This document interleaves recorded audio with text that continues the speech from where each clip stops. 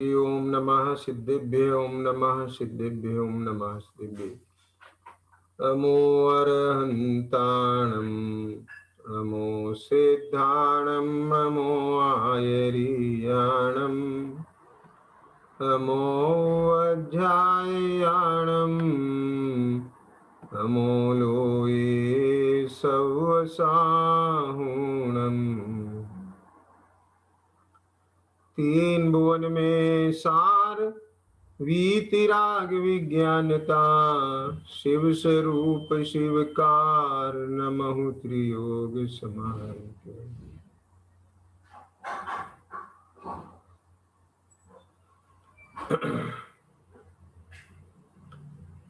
शैणाला जी ग्रंथ के आधार से अपने स्वाध्याय का क्रम चल रहा है और इस संदर्भ में जो अपने तीसरी ढाल का 10वां छंद है कि सकल कर्म ते रहित अवस्था सो शिव थिर सुखकारी, यही विधि जो श्रद्धा तत्वन की सो समकित व्यवहारी, देव जिनेन्द्र गुरु परिग्रह बिन धर्म दया जुत सारो, एहुमान समकित को कारण अष्ट अंग जुत धारो। तो वास्तव में ये जो सम्यक्त्व के कारण है और जीवादि जो सात तत्व की श्रद्धा है वो कितनी मजबूत होना चाहिए, और मजबूत होने के साथ साथ वो सम्यक होना चाहिए। क्योंकि जिस श्रद्धा की बुनियाद पर इस शाश्वत महल खड़ा होना है अनंत काल के लिए, कि जिस चारित्र का भवन बनना है ना, जिसमें मुझ आत्मा को अनंत काल के लिए निर्विकल्प निराकुल होकर के है ना अपना जीवन जीना है, तो उसमें बीच में कोई व्यवधान ना आए, तो आप समझिए उसकी प्लानिंग, उसका निर्धारण वो कितना महत्वपूर्ण होगा। आप बात समझ गए ना। तो इसलिए अपन इसे विशेष रूप से मंथन कर रहे हैं। तो इसी श्रृंखला में प्रश्न क्रमांक 52 श्री मोक्ष मार्ग प्रकाशक जी ग्रंथ की जो चर्चा चल रही थी कि दर्शन मोह से दुख, इस प्रकरण में है ना, क्योंकि ये जो दर्शन मोह है ये बहुत जीव के लिए दुख का कारण है। आप समझ गए ना। ये दर्शन मोह गए बिना चारित्र मोह की मंदता हो सकती है, पर अभाव संभव नहीं है।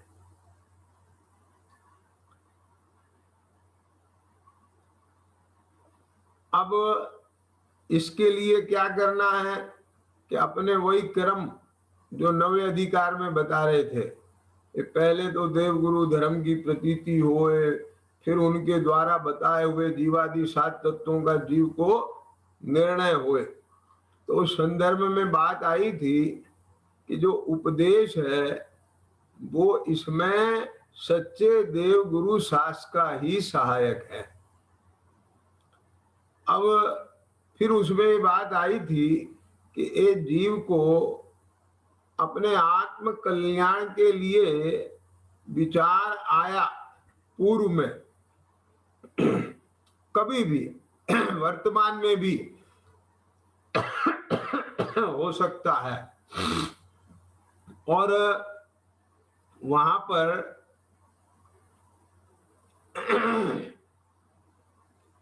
ऐसे देव गुरु धर्म का निमित्त मिल गया जो इसके मोक्ष मार्ग में सहायक नहीं है।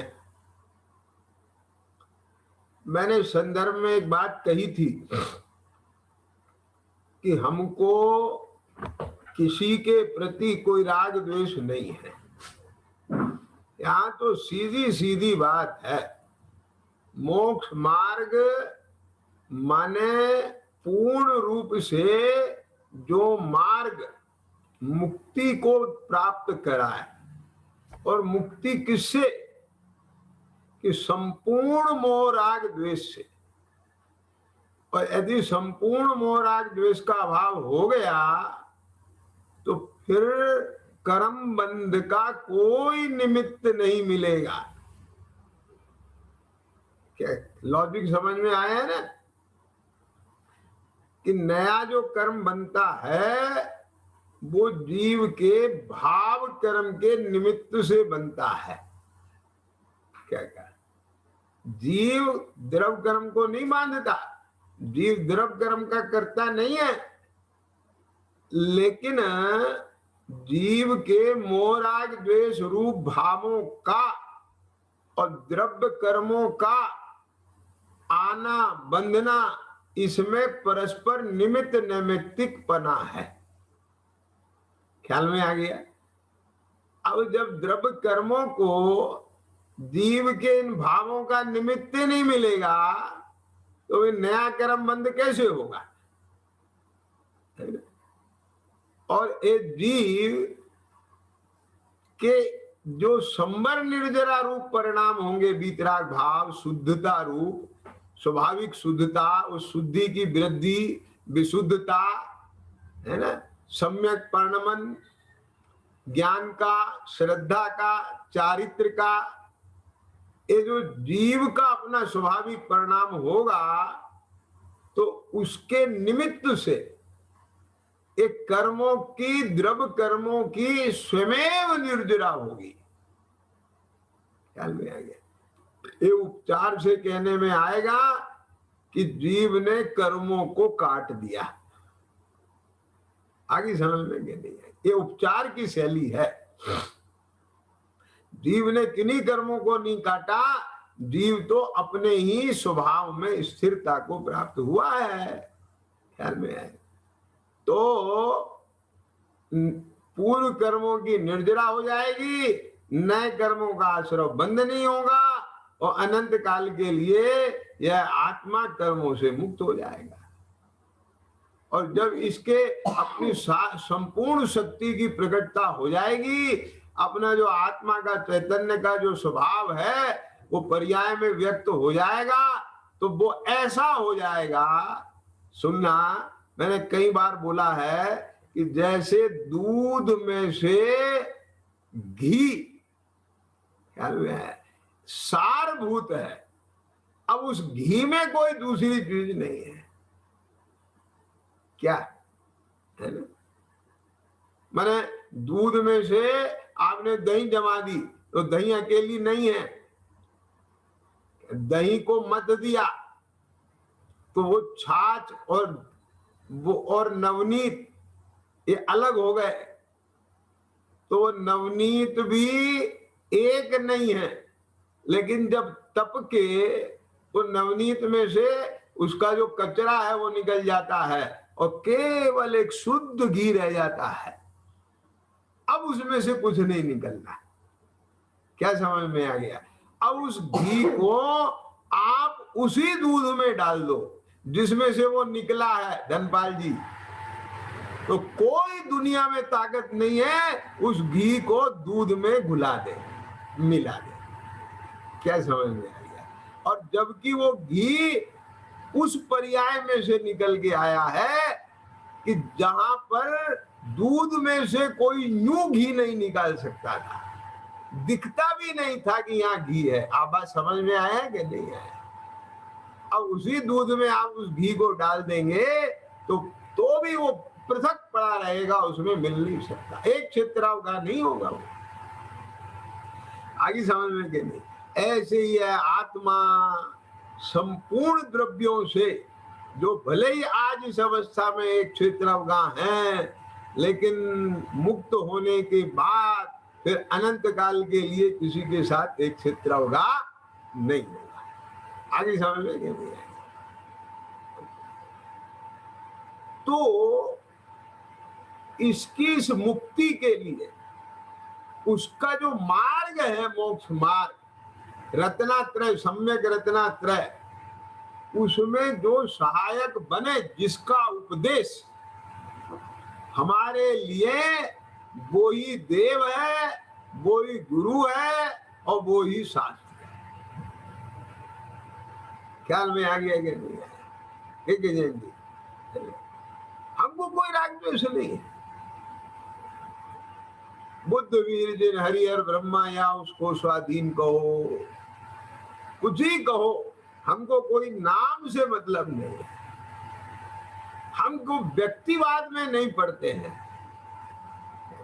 हमने तो ये कहा है, जो भी, जिसका भी उपदेश, क्या कहा, आई बात समझ में कि नहीं आई?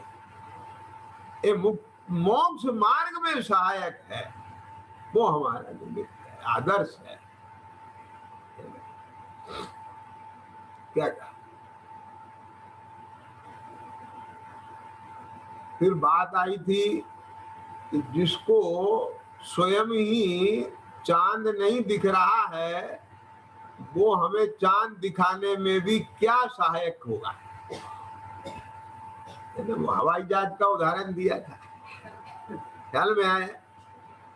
फिर कदाचित हमको हवाई जहाज देखने वाला भी मिल जाए और वो दिखाए भी, लेकिन जिस अंगुली के आलंबन से दिखा रहा है, हमारी निगाह अंगुली से हटे ही नहीं। क्या बोले? और अंगुली जिसकी तरफ इशारा कर रही है, उस जहाज पे जावे ही नहीं, और वो जहाज हमारे ज्ञान में, श्रद्धा में आवे नहीं। माने कदाचित सच्चे देवगुरु शास्त्र का भी निमित्त बन जाए, तो वहां उनके निश्चय उपदेश का तो श्रद्धा नहीं करता, व्यवहार श्रद्धान से अतत्व श्रद्धानी ही रहता है। यहां तक अपन पहुंच गए थे। क्लियर हो गया कि नहीं हो गया?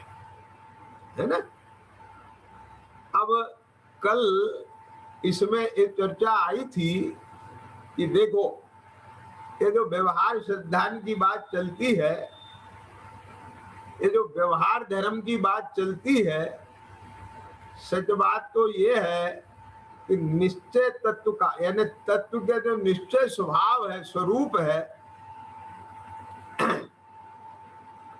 जो उनके निश्चय उपदेश है, निश्चय उपदेश का मतलब ये अटपटा सा लगता है जरा सब, वहां उनके निश्चय उपदेश का तो श्रद्धा नहीं करता, तो क्या व्यवहार उपदेश भी होता है और निश्चय उपदेश भी होता है?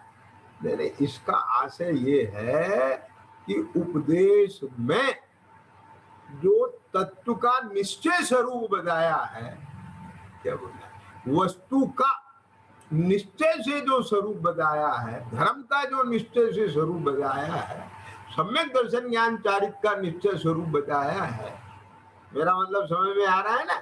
देव गुरु धर्म का जो निश्चय स्वरूप है, जैसे देव का निश्चय स्वरूप वीतरागता है, क्यों?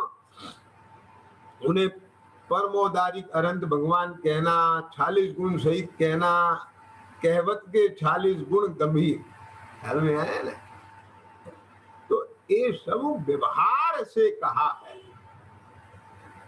क्या वहां चूंकि बाहर का संयोग है, इसलिए समो शरण सहित कहना एक व्यवहार स्वरूप है, और उनको अनंत दर्शन ज्ञान सुख वीर्य से उनका स्वरूप का कथन करना, ये अनंत का निश्चय स्वरूप है।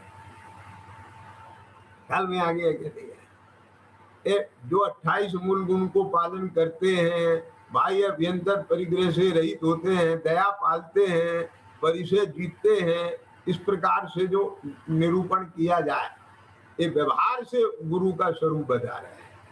लेकिन निश्चय से क्या है कि जो सम्यक दर्शन ज्ञान चारित्र से मंडित होते हैं। बात समझ में आया ना? ऐसे जीवादि 7 तत्व को ले लेना, कि उनका जहां बाहर से निरूपण किया है तो उसको शास्त्रानुसार जान लेना ये एक प्रकार से उनके उपदेश का व्यवहार है, लेकिन उसकी भाव को पकड़ना, अभिप्राय को पकड़ना, आशय को पकड़ना, ये उसका निश्चय स्वरूप है।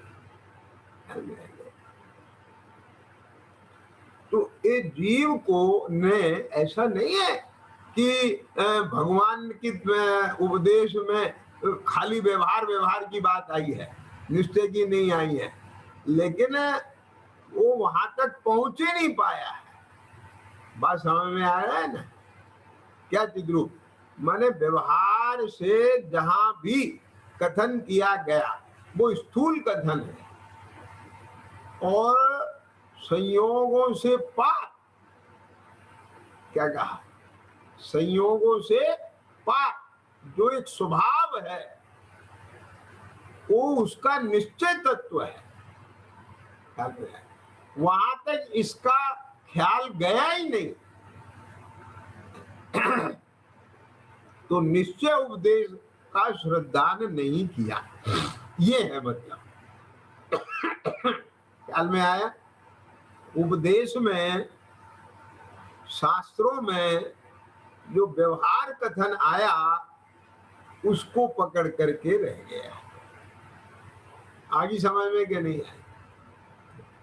और कल ये बात खुली थी कि वास्तव में निश्चय स्वरूप को नहीं पहचानेगा तो व्यवहार को भी यथार्थ नहीं पाल पाएगा। व्यवहार भी सम्यक यथार्थ किसके होगा? सहज, जिसके ज्ञान में और भाषणा में और निश्चय स्वरूप आ गया। कल का पूरा स्पष्ट हुआ था कि नहीं हुआ था धनपाल जी? ये कल ख्याल में आया था? क्यों कमलेश जी बोलो, कल का विषय ख्याल में आया था? क्यों भाई नीरज? फिर बाद में उस पर विचार चला कि नहीं चला? नीरज चला था? नहीं चला? फिर दोबारा सुना था? क्यों? मतलब वो इतना सुंदर विषय है कि ये भी मैं कभी बाद में स्वतंत्र रूप से इसे लूंगा। हालांकि एक दो भाई कह रहे थे कि अभी साथ के साथ ले लो, लेकिन अभी नहीं ले रहा हूं मैं।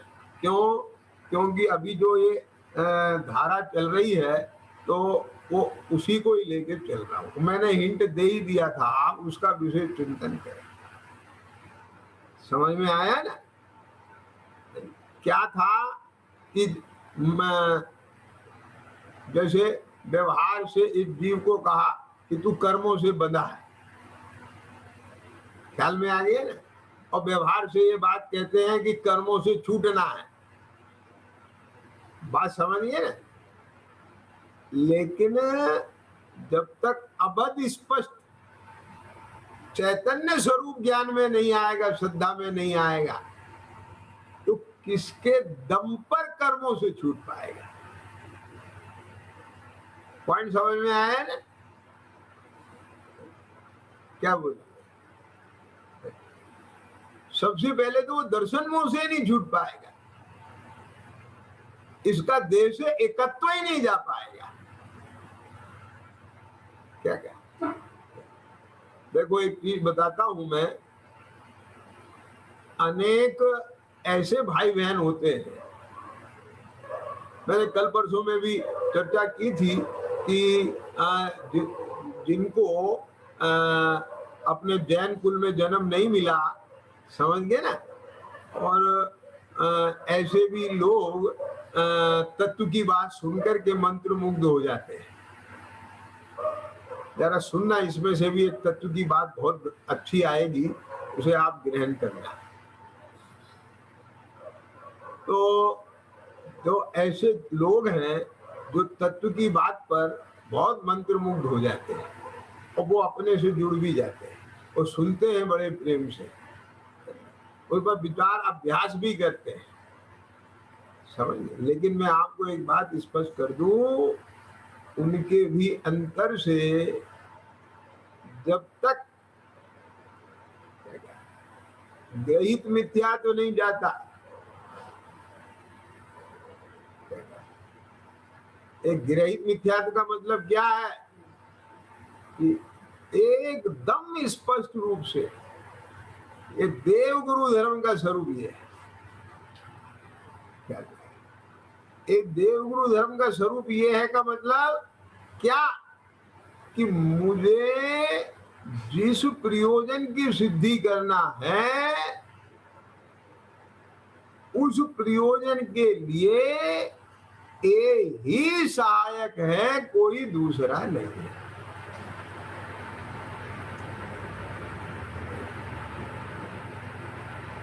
बात समझ में आया कि नहीं आया?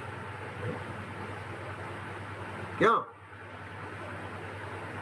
मैं आपको एक बात बताता हूं इस प्रसंग में, नाम नहीं खोलूंगा। हमारे एक साधर्मी भाई, बहुत वर्षों की बात हो गई, समझे, 18-20 साल पुरानी बात हो गई।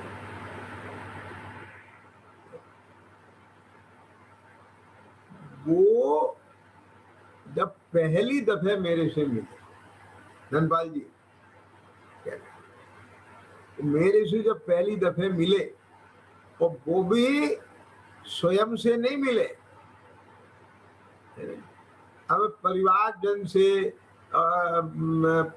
अपनी धर्म पत्नी के कहने से मिले।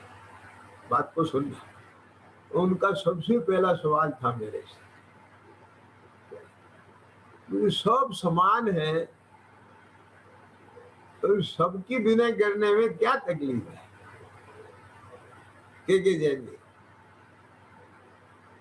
तो मैंने उनको कोई अपने पराय से जवाब नहीं दिया।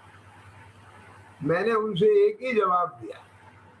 हमने कहा विश्वविद्यालय में, कॉलेज में नाना सब्जेक्ट के टीचर हैं, लेकिन हमें अपने बच्चे को अगर फिजिक्स पढ़ाना है तो हमारे लिए कौन से सब्जेक्ट का प्रोफेसर की शरण में जाना है।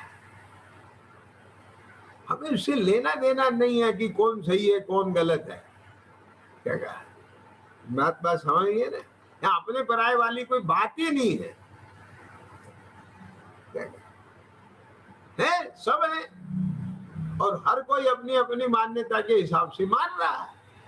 लेकिन मैं तो आपसे पूछ रहा हूं कि आपको फिजिक्स पढ़ाना है तो आप किसकी शरण में जाएंगे? क्या बोलो? आप तो फिजिक्स के ही है ना, आपकी लाइन फिजिक्स की है। मेरे मुंह से ऐसे निकल गया, कोई मैंने आपको देख के नहीं फिजिक्स बोला है। क्या कहा? तो हमारा प्रयोजन क्या है, ख्याल में आ गया क्या नहीं है? तो इस जवाब से वो इतने प्रभावित हुए, नियमित रूप से उनने मोक्ष मार्ग प्रकाशक और अन्य प्रयोजन रूप जो सारी चर्चाएं रेगुलर स्वाध्याय में आके मेरे से पढ़ा सब, और आज तक वो जुड़े हुए। हम समझ गए। अब उन जीवन में बहुत अंतर आया, एक तत्व ज्ञान का बहुत बल मिला। समझ में आया कि नहीं आया? तो मैं इस मामले में बिल्कुल स्पष्ट बात कहता हूँ, आप लोगों से भी कहता हूँ, ये जो अपने अंदर में बिल्कुल इस प्रकार का रहता है कि जे हमारे नहीं, समझ गए कि नहीं समझ में आया? एक अलग निगाह से देखते हैं, मुझे नहीं, बहुत समता मध्यस्थ भाव। क्या कहा? हमको कुछ भी उसमें रत्ती भर किसी से राग द्वेष करना ही नहीं है। क्या क्या? मैं इस संदर्भ में आपको एक संस्मरण और सुनाना चाहूंगा।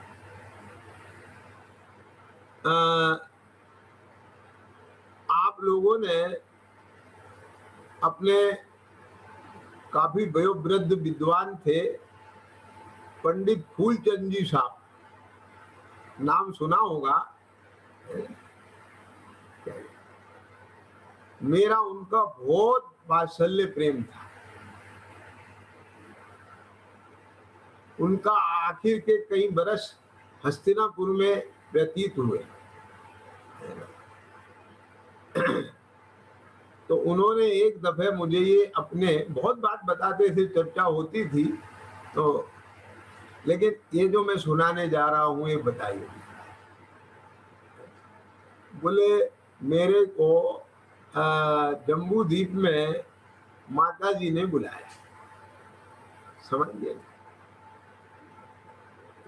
कन्नन योग के विद्वान थे बहुत बड़े, तो कोई चर्चा करने के लिए बुलाया होगा। तो सवेरे का समय था। पंडित जी बोले माता जी मैं तो अब तो जाता हूँ, मेरे को दर्शन पूजा करना है क्या? तो माता जी बोली यहीं कर लो, मैं अभी मंदिर में से प्रतिमा पे से फूल चंदन हटवा देती हूँ, आप यहीं कर लो। बोले नहीं नहीं, वो जैसा है रहने दो, मैं मेरी वजह से किसी की आस्था को नहीं छेड़खानी करना चाहता हूँ। समझ में आया कि नहीं आया? मैं तो वहीं अपना बड़ा मंदिर जा रहा हूँ, वहीं दर्शन पूजा करूंगा और फिर जब अनुकूलता होगी फिर मैं आपके पास हाजिर होगा। समझ में आ रहे भाई? क्या विपिन जी, पॉइंट समझे ना? और कितनी बताऊं, मेरे पास एक वकील साहब आते थे स्वाध्याय में पढ़ने के लिए, तो सीनियर मोस्ट तकरीबन 90 प्लस में उनकी डेथ हुई और आखिरी दिन तक गए वो कचहरी में वकालत करने, और 60 प्लस की उनकी प्रैक्टिस थी।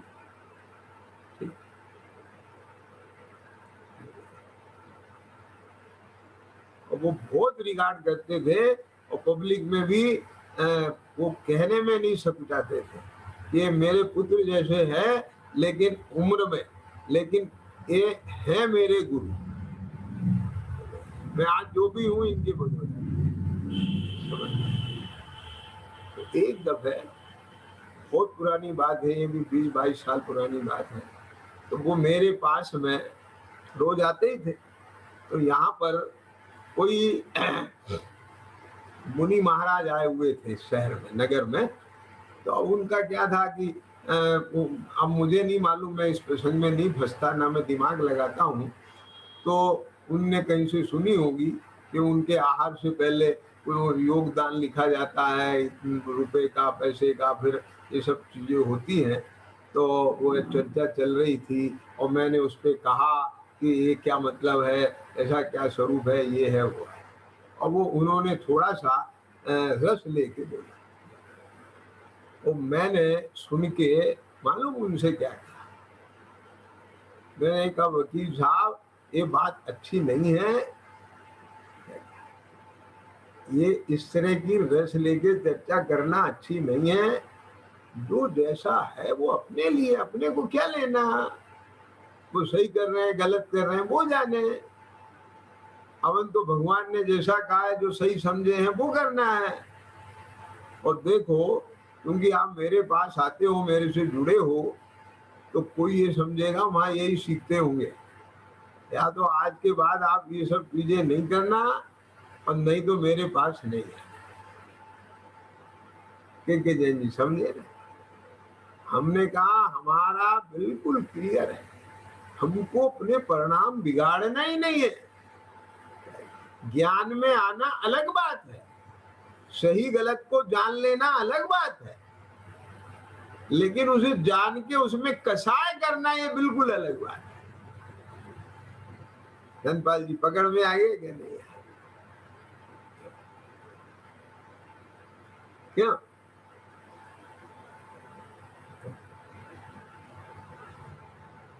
मेरा मतलब समझ में आया कि नहीं आया? चिद्रू, अरे कितना कहोगे तुम? यहाँ तो जितने करोड़ लोग हैं, उतने करोड़ धर्म हैं, उतने करोड़ देवी देवताएं हैं, उतनी करोड़ मान्यताएं हैं। अब एक एक चीजों को आप देखोगे तो तुम तो बस उन्हीं में ही निंदा आलोचनाओं में लगे रहोगे। ये पत्तों को पूजने से भी क्या होता है, इसे करने से क्या होता है, उसे करने से क्या होता है, आप उस पे हंसोगे करोगे। अरे जिसकी जो आस्था है कर रहे हैं। अपन ने भी अनंत काल में न मालूम कितने सेवन किए हैं, और जब उनकी होनहार बलि आएगी, उनके ज्ञान में आएगा तो सुलट जाएंगे। क्या समझ में आएगा? अपन उनको सही गलत का सर्टिफिकेट देने के चक्कर में पढ़ो नहीं। अपने ज्ञान में सही बात आ गई तो अपन अपना पूरा उपयोग अपने काम में लगा। मेरा मतलब समझ में आ गया कि नहीं आ गया? ये मेरे और तेरे की कहानी बिल्कुल अच्छी नहीं लगती। सब जीव आत्मा है। और मैं आपको एक तीसरा संस्मरण भी बताता हूँ। हस्तिनापुर की बात है, और एक श्वेतांबर साधु थे। वो अपने बड़े मंदिर में, हाइट पे है ना, ऊंचाई पे, दिगंबर तेरापंथ मंदिर है ना, ऊंचाई पे बड़ा मंदिर, उसमें दर्शन कर रहे थे। तो मुझे देख के बहुत अच्छा लगा। ख्याल में वेशभूषा से मैं उनकी समझ गया कि श्वेतांबर साधु हैं। अब वो दर्शन कर रहे हैं, वो मेरे से नहीं रुका गया। मैंने उनसे उनका परिचय लिया तो वो थोड़ा सा सकुचा है। क्या समझ में? वो सच्चा के कहने लगे, ने देखो हम तो श्वेतांबर साधु हैं, लेकिन मुझे अच्छा लगता है और मैं अक्सर दिगंबर मंदिर में दर्शन करने के लिए जाता हूँ, मुझे इसमें अच्छा लगता है। तो मैं कहा नहीं नहीं, मेरा मतलब ये नहीं था। ख्याल में आ गया कि नहीं आया? ये श्वेतांबर दिगंबर नहीं, सब जीव आत्मा है।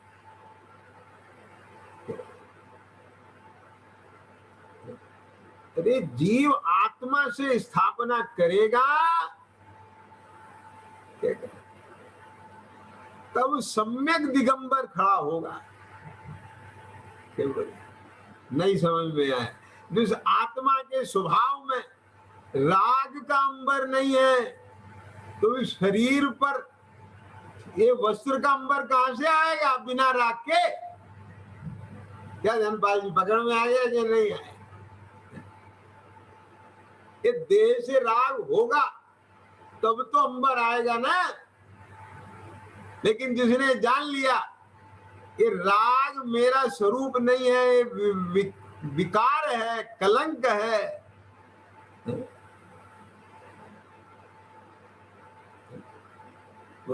तो सर्वथा राग का भाव कब होगा? जब देह के प्रति भी राग मिटेगा और ये सब छूटेंगे, तो यानी आदर्श स्वरूप दिगंबर ही सिद्ध हो गया कि नहीं हो गया? लेकिन मैं दिगंबर जन्मा हूं, इसलिए दिगंबर सही है, ये बात नहीं आना, ये पक्ष हो गया। कुछ बात समझ में आया कि नहीं आया? और जहां पक्ष होगा वहां विपक्ष होगा और राग द्वेष आएगा, कषाय आएगी। ख्याल में आ गया कि नहीं आया? अरहंत को भी पक्ष से नहीं मानना, स्वरूप निर्णय से मानना। क्या समझ में आ गया? पॉइंट समझे? नहीं तो माथा बहुत भारी रहने वाला है। मैं आप लोगों से इसीलिए बात बहुत स्पष्ट कर रहा हूँ, बहुत समय लगा करके, ये ऐसे नहीं कर रहा हूँ।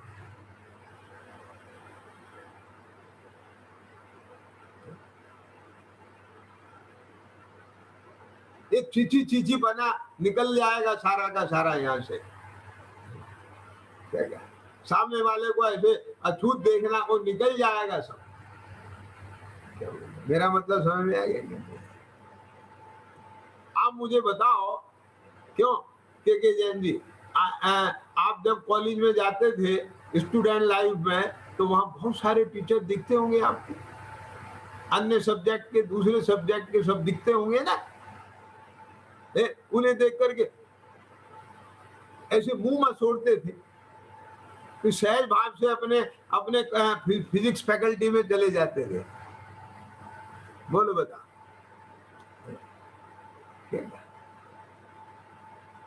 जो आपको अपने सब्जेक्ट से मतलब है, दूसरे को दूसरे से है, जिसका जो सब्जेक्ट है वो चले।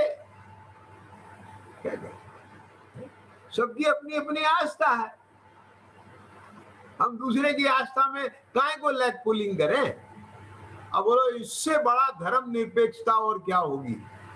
अब मेरा मतलब समझ में आया कि नहीं आया। मैं इसमें एक बात कहता हूं, बहुत ध्यान से सुनना चिद्रूप, ये जो भारत देश है जिसमें धर्म निरपेक्षता कही जाती है, लेकिन निरपेक्ष आत्मा की सिद्धि के बिना वो निरपेक्षता भी नहीं आ सकती। क्या बोला के जैन जी, ये बात पकड़ी गहराई से आपने, रियलाइज कर रहे हैं ना, समझ रहे हैं ना मैं कहां से बोल रहा हूं। जो हर आदमी निरपेक्षता का नारा लगाता है, लेकिन निरपेक्ष कोई सा नहीं है। ये भारत निरपेक्ष देश है, यहाँ का संविधान निरपेक्ष है, इसलिए निरपेक्षता को स्वीकार करता है, परंतु निरपेक्ष नहीं है। क्या बोले, वो समझ में आ गया कि नहीं। यानी राग द्वेष से रहित नहीं है। ख्याल में आया? बोलो। अरे अपने तो बोलो, श्रावकाचार में क्या लिखा है, क्या लिखा है? किसी की भी आस्था के लिए थोड़ा सा भी आप क्या ना करें, निंदा आलोचना नहीं करें। अभिनय नहीं करें, किसी का अनादर नहीं करें। और क्या लिखा है श्रावकाचार में धनपाल जी, कि यदि कोई दुष्ट आपके आयतन पर उसे नष्ट करता है, तो वो जाने दुर्जन बिगाड़े हैं, सज्जन बनावे हैं, माने वहां भी कसाय नहीं करना। क्या? क्यों? क्योंकि कसाय ही अधर्म है और कसाय का अभाव ही धर्म है।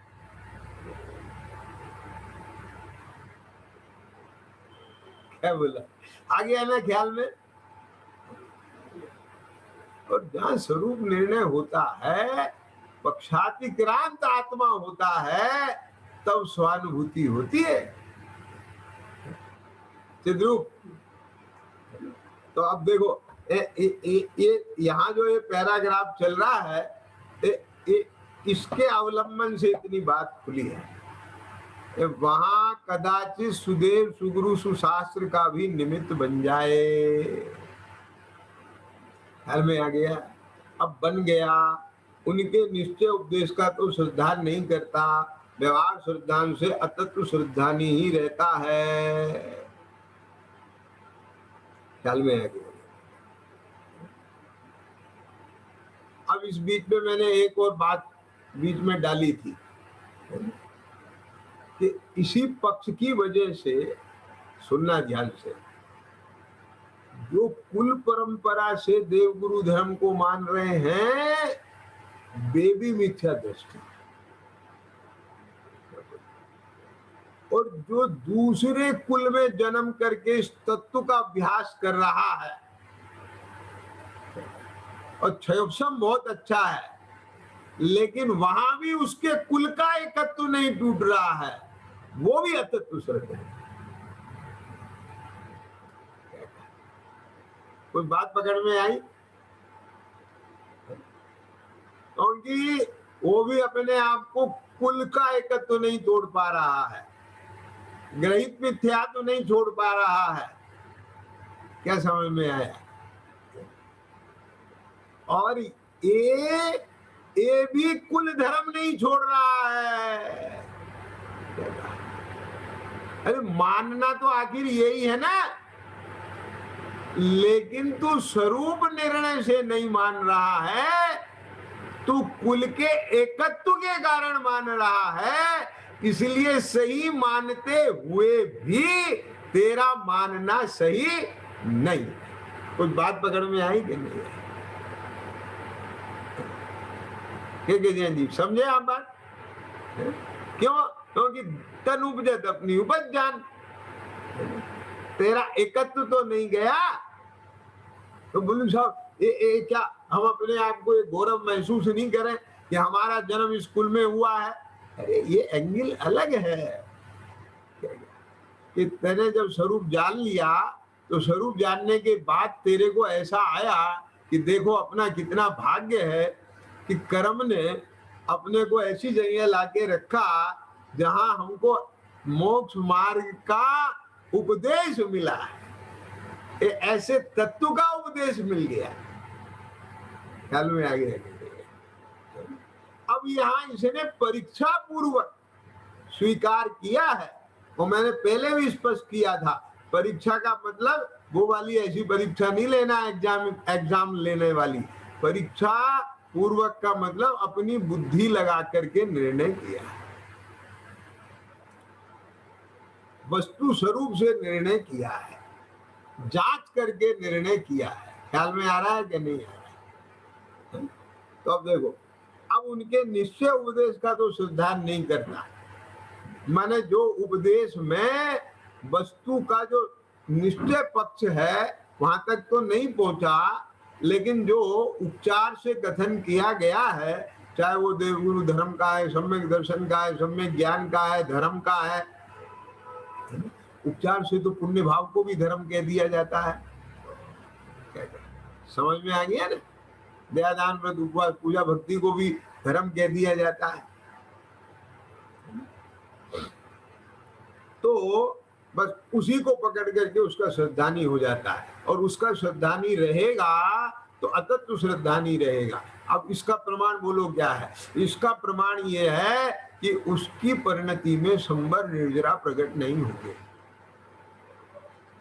ये बात मैंने संबर निर्जरा तत्व की चर्चा में खोली थी कि क्या कि संबर माने जिन पुण्य पाप नहीं कीना, आत्म अनुभव चित दीना।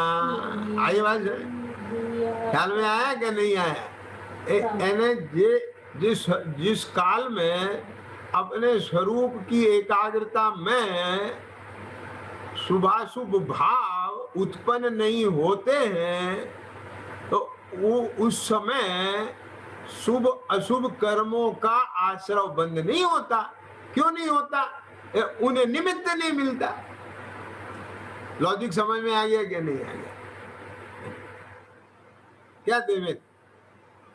यानी यहाँ यदि किंचित भी अशुभ भाव होगा तो उस जाति के कर्म आगे चिपकेंगे, और शुभ होगा तो उस जाति के चिपकेंगे। ख्याल में आ गया? मुनीश्वरों के एक ही काल में आश्रव भी हो रहा है और निर्जरा भी हो रही है और संबर भी हो रहा है। ये क्या चक्कर है? कि जितने कर्मों का अभाव हो गया है, कर्मों का अभाव हो गया है, माने अब उस जाति के भाव नहीं होते। तो जब भाव नहीं होते तो उस जाति के फिर कर्म कैसे आएंगे? तो संबर हो गया कि नहीं हो गया उनका? अभी जितना राग भाव शेष है वो भाव हो रहे हैं, तो उतना आश्रय हो रहा है। ख्याल में आ गया कि नहीं आया? और जितनी शुद्ध परिणति चल रही है ना? क्या बोला? जितनी शुद्ध परिणति चल रही है, उस शुद्ध परिणति विशुद्धता के निमित्त से सत्ता में पड़े हुए कर्मों की निर्जरा भी हो रही है।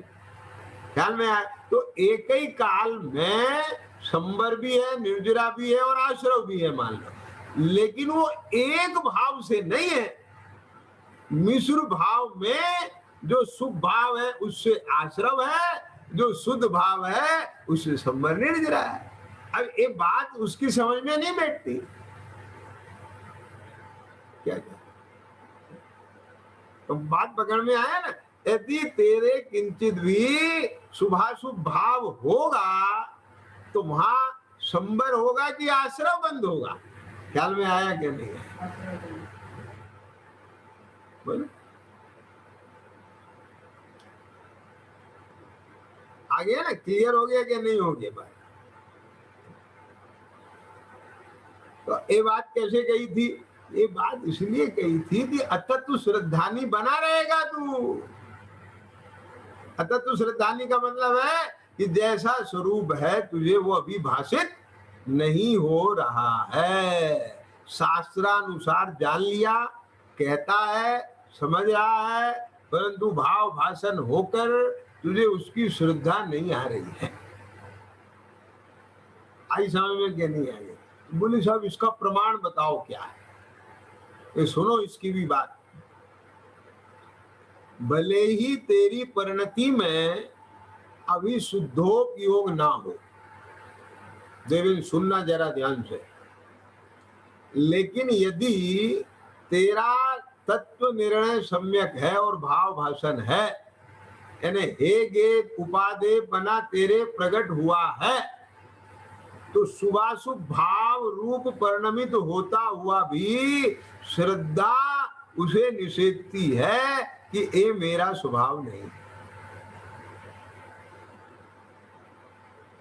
क्या समझ में आ गया? आपको अनुमान कराऊं इसका? बोलो क्यों? बोलो विवेक। मान लो तेरे को हीरे की पहचान है कि नहीं है? अभी नहीं है, तो ब्रांड ब्रांड देख करके बोल देगा, या तू पहचान लेगा देख करके उसे? थोड़ा थोड़ा समझ में आया कि नहीं? मैं आपको एक चीज कहता हूं कि मान लीजिए एक बिल्कुल जैसा हीरा चाहिए, वो हीरा तो नहीं मिला, समझ में, लेकिन अच्छा चमकदार है, लगे हीरा है, तो वो उस लेवल का नहीं है, तो आपके ज्ञान ने, आपकी निगाह ने उसे परख लिया। समझ में आया कि नहीं आया? आपने देख लिया उसे लेंस लगा के। तो अब जब ज्ञान उसका जो उसकी जो आभा है, उसका जो है वो निर्मलता, वो मलिनता, वो उसको जान रहा है।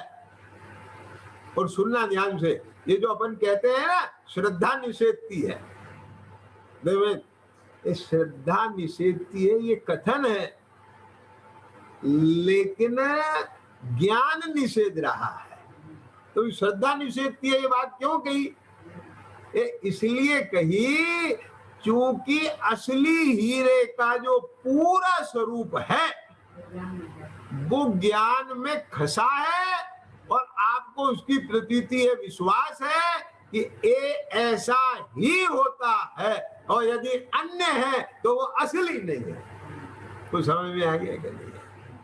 तो उस सापेक्ष जो अभी ज्ञान में आया और वहां उसने एकदम से निषेधा, ये वो चीज नहीं है।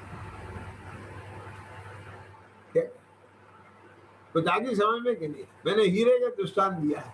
क्यों नीरज, तुम प्लास्टिक का काम करते हो ना, पीवीसी का कौन सा करते हो? यही करते हो। अब उसमें भी लगा लो, चाहे जहां लगा लो, ये वो क्वालिटी नहीं है। ये कौन सी क्वालिटी जो यहाँ सेट है? क्या क्या मेरा मतलब समझ में आ गया कि नहीं आ गया?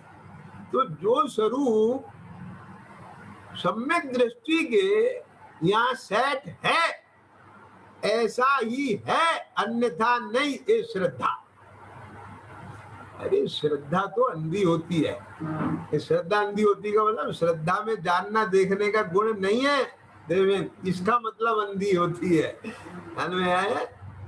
लेकिन श्रद्धा गुण में भी चैतन्य है, वो अचेतन नहीं है, जड़ नहीं है।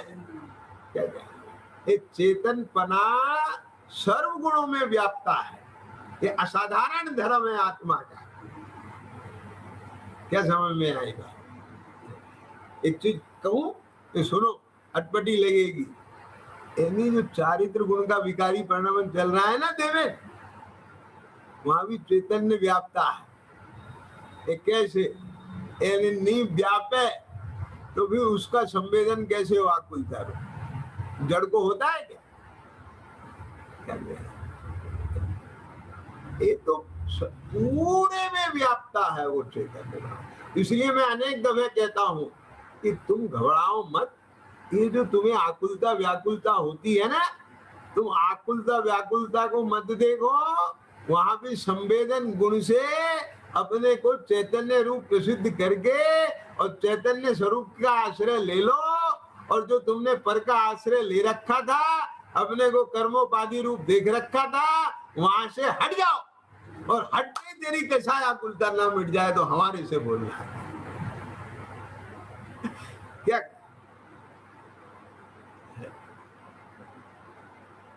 कुछ आई बात पकड़ में? एक कहाँ गए? अपने घर आने के रास्ते पूरे विश्व से हैं।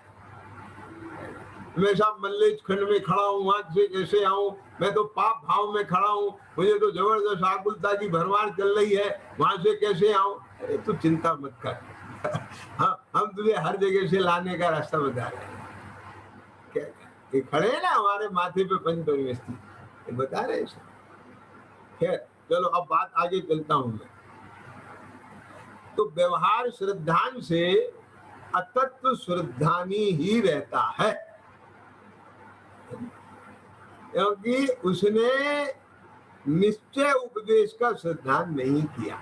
निश्चय उपदेश का श्रद्धान नहीं किया माने वास्तव में जो मेरा निश्चय से स्वरूप है वो उसकी श्रद्धा में नहीं आया, उसके ज्ञान में नहीं आया, और ऐसा ही है ये प्रतीति नहीं बनी। ये मैं नहीं हूं, क्या क्या अजीव मैं नहीं हूं, आई समझ में नहीं है। ये उसके ज्ञान में नहीं आया, भाषणा में नहीं आया, प्रतीति में नहीं आया। तो बोलो प्रमाण बोलो क्या है? इसका प्रमाण ये है कि जहां शरीर आश्रित क्रिया होती है, व्यवहार धर्म में होती है कि नहीं होती? बोलो क्या? प्रवृत्ति में बताओ, प्रवृत्ति में अकेला आत्मा है कि प्रवृत्ति में शरीर शरीर और आत्मा के संबंध से होने वाली प्रवृत्ति है? कुछ आई समझ में कि नहीं आगे? यानी निश्चय प्रवृत्ति की बात करें तो शुद्धोपयोग है आत्मा की प्रवृत्ति। क्या देवेन? तो अंधेरे में क्यों बैठ जाते हो भैया? थोड़ा सा मतलब मुझे दिखे तो सही अच्छे से। हाँ क्या बोला? हाँ मुझे समझ में तो आए कि तुम्हें कैसा लग रहा है सुन करके, क्या रेस्पॉन्स आ रहा है। हाँ लाइट नहीं है, खराब हो गई, कोई बात नहीं, थोड़ा नजदीक हो जाओ। तो अब इसमें आत्मा की यदि प्रवृत्ति की बात करें तो शुद्ध अपने जो निरोल प्रवृत्ति है आत्मा की, वो तो दर्शन ज्ञान रूप है। दर्शन समझ में आ गया? दर्शन ज्ञान चारिक, तो वो प्रवृत्ति तो शुद्ध उपयोग है। कहे आत्मा की प्रवृत्ति, आज ही समझ में नहीं है। लेकिन जो प्रवृत्ति रूप धर्म कहने में आता है सामान्य रूप से, वो व्यवहार धर्म की बात है बाहर में, और इसको अपन निवृत्ति रूप धर्म कह देते हैं। ख्याल में आ गया कि नहीं? क्योंकि यहाँ पर से निवृत्ति है और वहां पर में प्रवृत्ति है। अब सुनना ध्यान से जरा, ये जितना भी व्यवहार धर्म है, दया दान व्रत पूजा उपवास भक्ति अणुव्रत महाव्रत का पालन करना, ये सारी प्रवृत्ति रूप है ना। तो अभी प्रवृत्ति रूप में इस शरीर के आश्रय से होती है कि नहीं होती है? बराबर। अब जिसे सुनना अपने जीव अजीव तत्व का सम्यक निर्णय नहीं है, तो क्या प्रमाण है इसका कि उस प्रवृत्ति रूप व्यवहार प्रवृत्ति में मैं करता और ये मेरा कर्म, ये उसे भाषित हुए बिना नहीं रहे।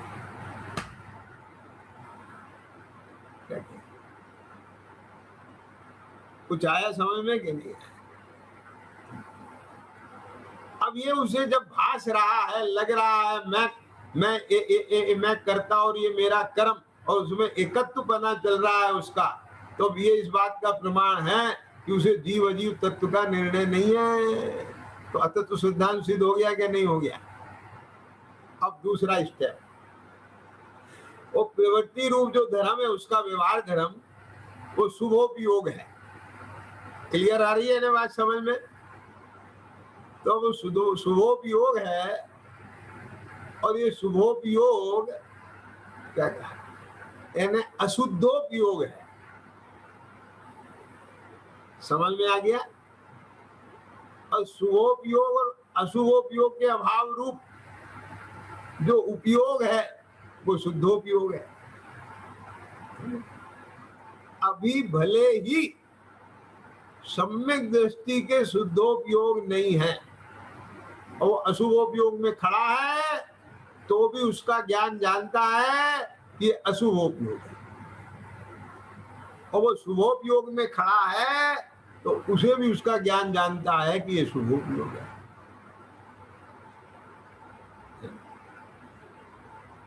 बात समझ में आ रही है कि नहीं आ रही? और ये दोनों ही है, ये पराश्रय है। क्या जब तक शुद्धोपयोग नहीं हो जाता तब तक वह अशुभ से शुभ को भला जानता है। तो समझ में आ रही है बात? भला जानने का मतलब ये मैं उस शुभोपयोग में कसाय की मनता है ऐसा जानता है, और उस शुभोपयोग में नहीं है वो। सुनना ध्यान से, मैंने कई बार ये विषय खोला है। क्या कहा? उसमें शुभोपयोग में नहीं है वो, और शुभोपयोग में है वो। क्या? उसी शुभोपयोग का लक्ष्य नहीं है और शुभोपयोग है। ये क्या मतलब? कि जहां वीतरागी देव, उनका लक्ष्य है धनपाल जी, तो वीतरागी देव का लक्ष्य किसके लिए है? राग के लिए कि राग के अभाव के लिए? बोलो, क्यों गया तो वीतरागी के पास?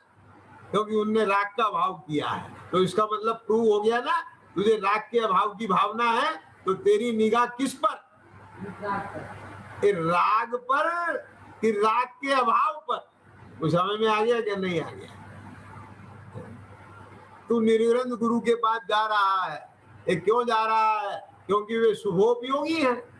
नहीं, वे रत्नात्रय के धारी हैं, और निश्चय रत्नात्रय में शुभ नहीं है, शुद्ध है। क्या देवेंद्र बोलो? तो वहां भी तेरी निगाह किस पे है?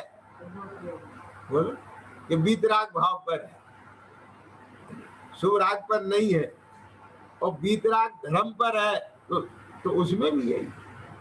आगे समझ में क्या नहीं आगे? और किसी जीव पर तू दया कर रहा है, अनुकंपा कर रहा है, तो वहां भी उसके जीवत्व पने से देखा कि नहीं देखा तूने? ख्याल में आया? तो निश्चय की दृष्टि हुए बिना, द्रव्य की दृष्टि हुए बिना, द्रव्य स्वभाव की दृष्टि हुए बिना, ख्याल में आया ना? क्या? तो ये व्यवहार धर्म भी आएगा कैसे? तो वहां जो शुभोपयोग हुआ है, वो शुभोपयोग के लिए नहीं हो रहा है। क्या बोला मैंने?